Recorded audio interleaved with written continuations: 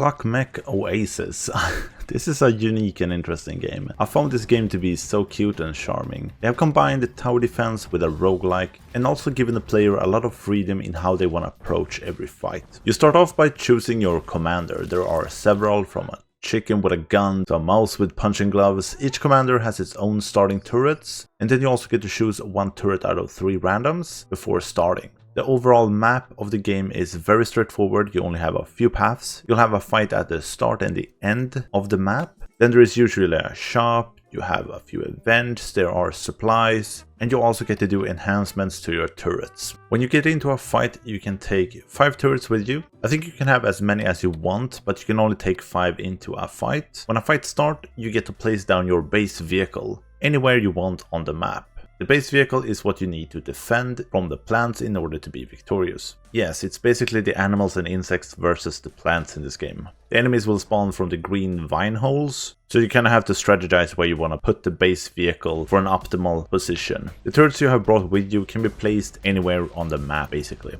You have total freedom here. You can also destroy the rocks and the plants on the map. And the yellow rocks have basically 3 lives, so if you shoot them down, you will get more resources to build more turrets. The turrets you bring with you will basically determine the strategy you will use, and they're split into different types of turrets. You have turrets that will spawn help, like robot dragons, ants, wasps, crabs. There are a lot of turrets here that are focusing on spawning help. Then you have your regular turrets that shoot, you have turrets that boost other turrets, then you have trap turrets, and you also have tank turrets that will draw the enemy's attention and generally have a lot of HP. So there is a lot of strategy in how you want to play with the turrets. I like the mouse as he starts with spike traps that damage enemies as they walk on them. That means that a long corridor where I can place them one after another is really good. Or you focus on a tank turret and then summoning help behind it, and you can get a fairly large army to help you, which is kind of cool. As I mentioned, you always get to do at least one enhancement of a tower on each map. After that, each upgrade costs, and they will cost more each time you do one. The cost will be reset each map, so it's a bit of strategy in when to upgrade as well. Each tower can be upgraded 3 times. There are a few that can be upgraded even more than that. All turrets also have a letter grading that basically tells you how good they are. The upgrades you can do for each turret aren't just stat boosts. You get to choose one of 3 upgrades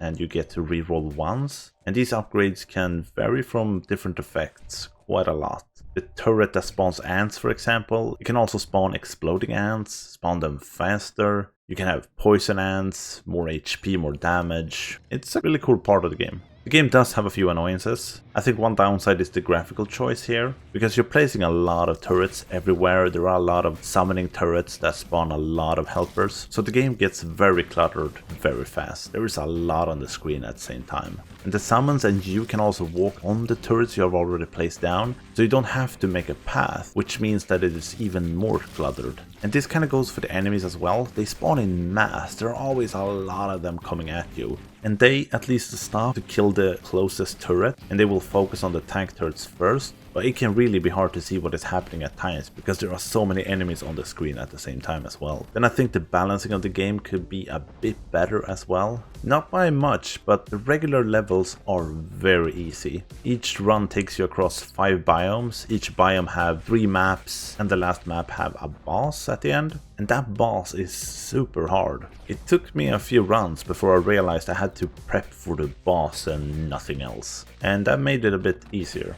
I would love for the regular battles to be a bit harder and the boss a bit easier for a better balance. And one thing that would help a lot with this is a minimap or indicators of where the enemies are. You will be notified when a wave starts, but nothing else. And later levels will be quite large. Running around while enemies are approaching isn't really the best strategy. Other than that, I found the game a lot of fun. You have a ton of different turrets that are very imaginative. There are a good variety of maps. The enemies could have some more variety amongst them, but it's fine. I do really like the combination of a tower defense / roguelike, and they have created a really cool, unique experience here that is well worth checking out. Thank you so much for watching, have a great day, and I'll see you in the next one.